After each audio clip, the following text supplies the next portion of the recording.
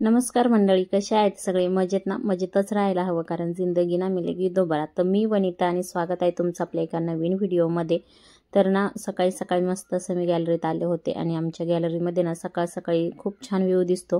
म्हणजे सकाळचा जो सूर्य उगवलेला असतो ना तो उठल्या उठल्याच दिसतो आणि घरामध्ये सगळं ऊन येतं.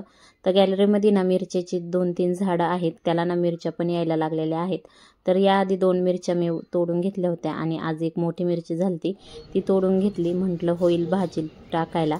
आणि आणखी 2 आहेत, त्या छोट्या छोट्या आहेत. तर असं कढीपत्त्याचं पण झाड आहे गॅलरीत, तर मग कढीपत्त्याचं पण फांदी एक तोडून घेतली तर आता सकाळच्या भाजीमध्ये टाकण्यासाठी. आणि मस्त असं माझी आंघोळ वगैरे पण झाली आहे. आता पाण्याच्या प्रॉब्लेममुळे ना लवकरच उठायला लागते. तर ना आंघोळीला जायच्या आधी मी इथं पीठ मळून ठेवलं होतं. त्यानंतर इथं कुरडई जी आहे ती भिजायला टाकली होती पाण्यामध्ये. कांदे वगैरे सगळं काही इथं आणून ठेवलेलं होतं आणि मग आंघोळीला गेले होते. आंघोळ करून आले, त्यानंतर मग इथं स्वयंपाक करायला घेतला. आणि आज ना वरदला सुट्टीच होती, पण त्याला मी अजून सांगितलंच नव्हतं आणि की सुट्टी आहे म्हणून त्याचं चाललं होतं. त्याला जर सांगितलं असतं ना सुट्टी आहे तर त्याने आवरलंच नसतं. आणि सकाळचं ना पाणी असतं, त्यामुळे सकाळचं काम होऊन गेलं ना की नंतरून मग टेन्शन राहत नाही. नाहीतर मग पाणी डायरेक्ट संध्याकाळी येतं. पाण्यासाठीच मग थोडंसं लवकर उठायला लागतं. आधी मला लवकर उठायची सवय होती, पण आता गेल्या काही महिन्यात ती सवय मोडली आहे. नाहीतर आधी रोज सकाळी मी 5लाच उठायची. त्यानंतर मग ना 1 तास मी माझा व्यायाम करायची. त्यानंतर मग ह्या दोघांचे डबे असायचे ते बनवायचे. तर आता ना गॅप पडलेला आहे उठण्यामध्ये, तर मग आता उठायला लेटच होत आहे. पण आता परत पाण्याच्या प्रॉब्लेममुळे मग लवकरच उठायला लागतं आहे. पाणी जर एकदा गेलं की डायरेक्ट संध्याकाळीच येतं. आणि सकाळचं ना धुणं भांडे सगळं होऊन गेलं ना पाण्याखाली तर काय वाटत नाही.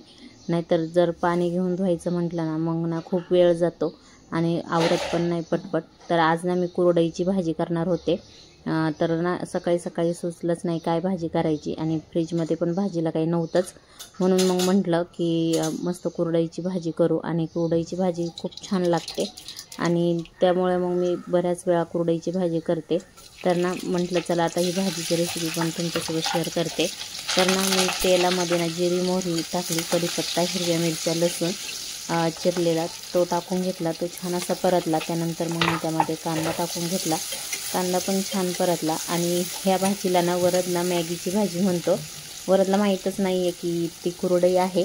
तर मॅगीसारखंच दिसतं ना, त्यामुळं नूडल्ससारखं दिसतं, त्यामुळं ना तो त्या भाजीला मॅगीची भाजी म्हणतो आणि त्याला पण आवडती. तर मग मी त्याच्यासाठी ना मग कमी तिखटवाली पण करते.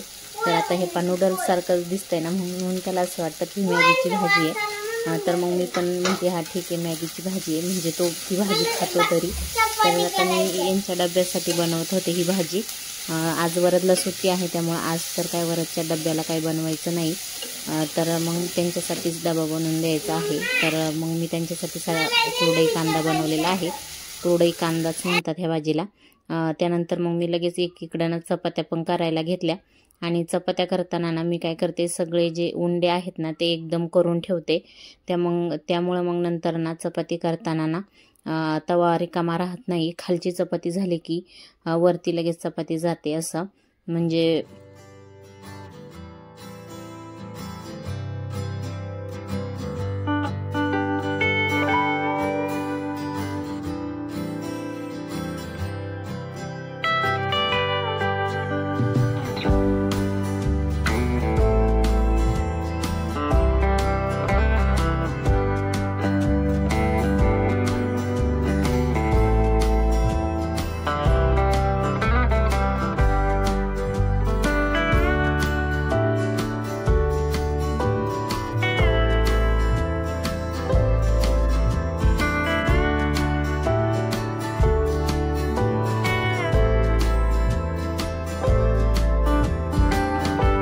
कोणतंही काम असू द्या, माणूस ना त्यामध्ये ना सरावानेच परिपक्व होतो. आता स्वयंपाकाचंच घ्या ना, सुरुवातीला आपल्याला एवढा छान स्वयंपाक येत नसतो. म्हणजे जेव्हा आपण कॉलेज करत असतो किंवा माहेरी वगैरे असतो तर एवढा छान स्वयंपाक येत नसतो. पण जेव्हा आपण संसारात पडतो, म्हणजे लग्नानंतर ना आपोआप आपल्याला हळूहळू सगळं स्वयंपाक यायला लागतो. आणि नंतर ना आपल्याला त्यामध्ये ना सगळंच यायला लागतं. तर ना सरावाने आपण परिपक्व होतो. कॉलेजला असताना आम्ही रूमवरती जेवण बनवायचो. त्यावेळेस ना चपात्या एवढ्या छान गोल आणि एवढ्या छान फुगत नसायच्या. त्यानंतर ना लग्नानंतर ना नवीन पण नव्हत्या एवढ्या छान होत, पण हळूहळू त्या रोज करून करून त्याचा असा सराव झालाय ना की आता चपाती ना एवढी छान होते ना, फुगते पण आणि एकदम गोल गोल गरीत पण होते. तर ना माणूस कोणत्याही गोष्टीमध्ये ना परिपक्व होतो तो सरावानेच. तर ना इथं आता तव्याकडे नका पाहू, तर चपातीकडे पहा, चपाती माझी कशी फुगली आहे. तर तवा मी काळा केलेला आहे, हा लग्नाचा तवा आहे आणि काळ्या तव्यावरती चपात्यांना खरंच खूप भारी भाजतात, म्हणून मी हा काळा केलेला आहे. तरी पण साईडने मी घासला होता, पण मी एक तवा काळाच केलेला आहे आणि एक काळा नाही केला. जर भाकरी करायची असेल तर मग मी त्या दुसऱ्या तव्यावरती करते आणि चपात्यांसाठी मी हाच तवा केलेला आहे, कारण चपात्यांना खूप छान भाजतात अशा काळा तव्यावरती. तर ना माझ्या इथं आता चपात्या बनवून झालेल्या आहेत, तर मी आता सगळ्या चपात्यांना बनवून घेतल्या आणि त्यानंतर ना मग मी ना लगेच किचन वाट्यावर जे काही सांडलेलं असतं ना पीठ ते लगेच साफ करून काढते, म्हणजे लगेच किचन वाटा पण ना तिथं स्वच्छ होतो. नाहीतर मग नंतर ते कडक पण होतं सांडलेलं.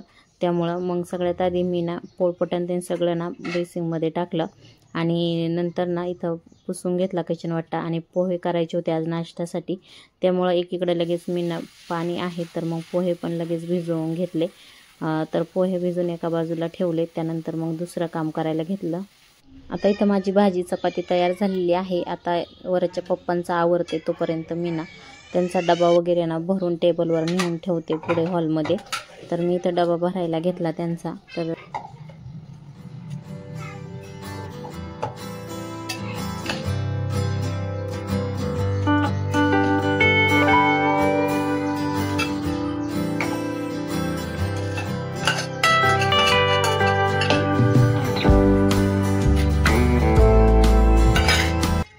यांच्या ऑफिसचा डबा भरून घेतल्याच्या नंतर ना मी कढईतली जी शिल्लक राहिलेली भाजी आहे ना, तर ती एका प्लेटमध्ये काढून ठेवते, म्हणजे त्या कढईत मला ना लगेच पोहे करता येतील. आता ती कढई ना मी लगेच धुवून त्यामध्येच पोहे करणार.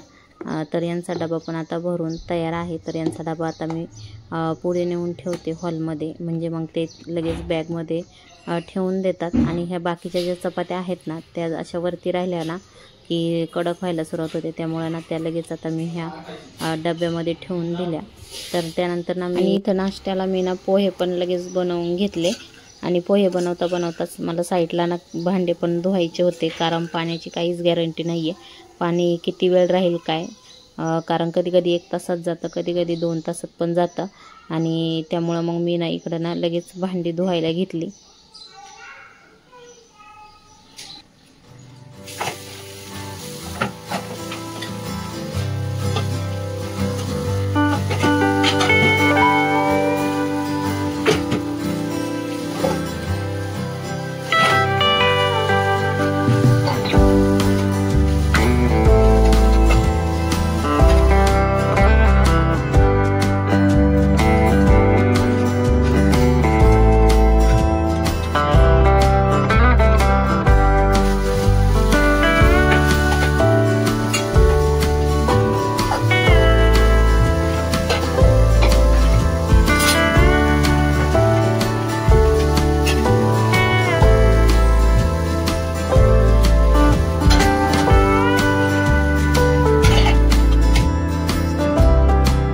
शेवटी जे व्हायचं होतं तेच झालं. माझे अर्धे भांडे धुवून झालेत आणि अर्धे भांडे ना असेच बेसिंगमध्ये घासलेले आहेत. तर ना सकाळी एवढ्या लवकर उठून सुद्धा ना काहीच उपयोग नाही झाला, इथं पाणी गेलं. आणि आता हे असेच घासलेले भांडे बेसिंगमध्ये ठेवायचे का, म्हणून मग मी काय केलं, म्हटलं आता याला साबण लावलेला आहे, तर मग चला म्हटलं आपण ना हे धुवून टाकू. म्हणून मग मी बाथरूममधून ना पाण्याची बकेट भरून आणली एक, आणि त्यामधून ना मग म्हटलं आता ही भांडी धुवून टाकते.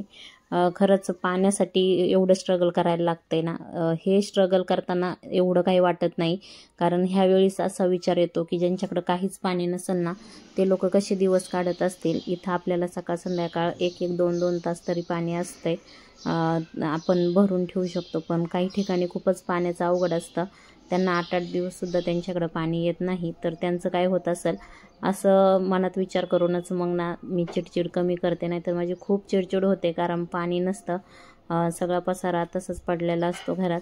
चला तर मग आता मी ना लगेच कपडे पण धुवायला घेतले, कारण पाणी मी भरून ठेवलेलं होतं ड्रममध्ये. तर ड्रममध्ये पाणी होतं आणि कपडे पण थोडेच होते, म्हणून मग लगेच कपडे पण धुवून टाकले आणि लगेच वाळायला पण टाकले। तर मी इथं असं खिडकीमध्ये ना छान ऊन येतं तर मग खिडकीमध्येच कपडे टाकते। जास्त जर कपडे असतील तर मग ते मी गॅलरीमध्ये टाकते काही, आणि काही खिडकीमध्ये टाकते। मागच्या वर्षी पण पाण्याचा प्रॉब्लेम झाला होता, पण ह्या वर्षी जास्तच झालेला आहे, कारण पाणी ना खूप कमी येतंय। प्यायचं पाणी तर 2-2, 3-3 दिवस पण येत नाहीये, आणि वापरायचं येतंय तर ते पण खूप थोडा वेळ राहते। तेवढ्या वेळातच मग कामं पटपट करावे लागतात।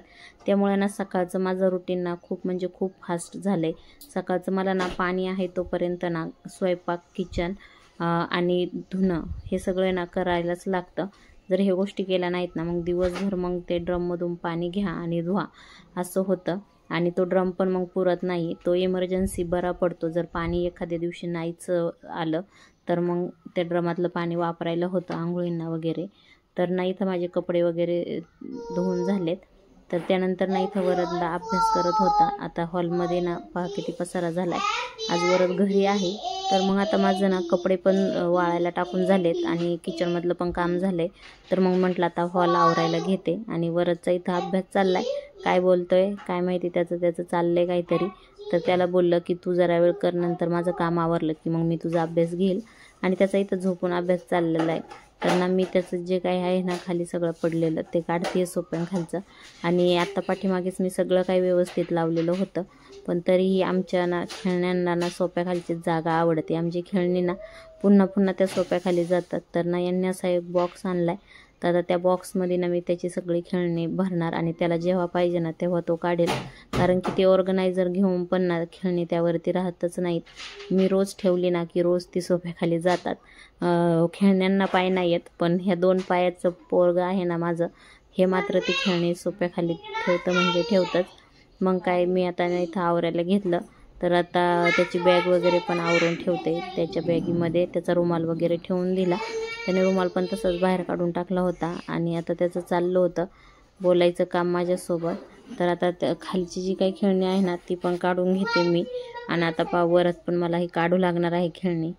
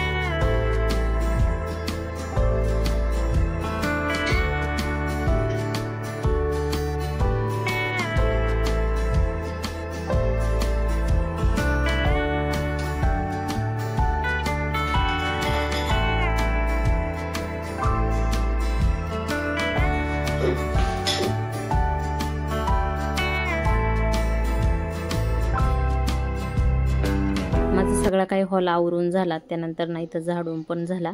त्यानंतर वरदला इथं मी सोप्यावरती बसायला लावलं आणि मग त्याला फ्रूट्स दिले खायला. आणि त्याचं लिखाण पण बाकी होतं, तर त्याला म्हटलं तू लिही, तोपर्यंत ना मी देवपूजा वगैरे करून घेते.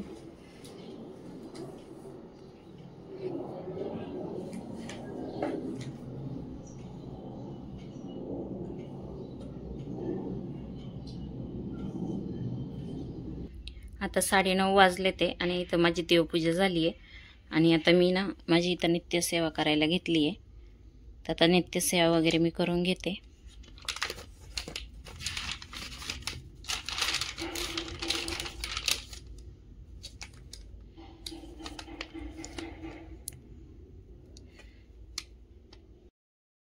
तर देवपूजा झाली, नित्यसेवा झाली आणि आता नाश्ता करायला घेतले. आता 10 वाजले ते आणि सकाळचे जे बनवलेले पोहे तेच मी परत गरम करायला ठेवले. एकीकडे चहा पण ठेवला माझ्यासाठी.